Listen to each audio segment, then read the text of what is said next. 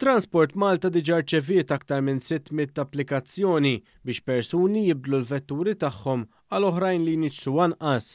Din l-iskema b'investiment ta' madwar 3,5 miljun euro tnediet fl-24 ta' April li għadda.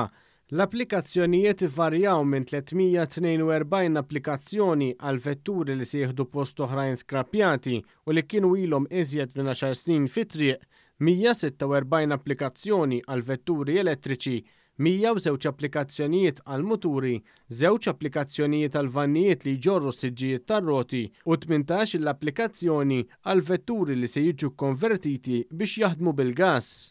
Gilbert Aġus minn Transport Malta qal li din l-iskema għal karozzi elettriċi kienet fost l-iżjed waħda popolari hekk kif diġà nħatfu nofs il-fondi allokati għal vetturi elettriċi li ammontaw għal 1,5 miljun euro.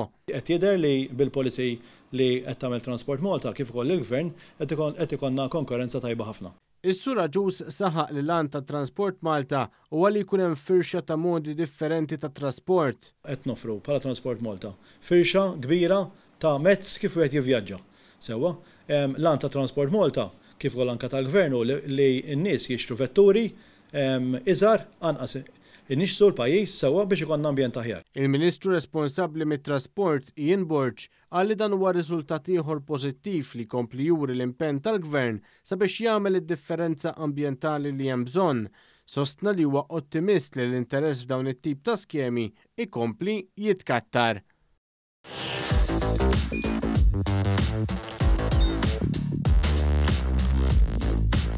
Idħol fuq one.com.mt u hemmhekk tista' tara l-programmi kollha li jxandru fuq One permezz ta' One Play.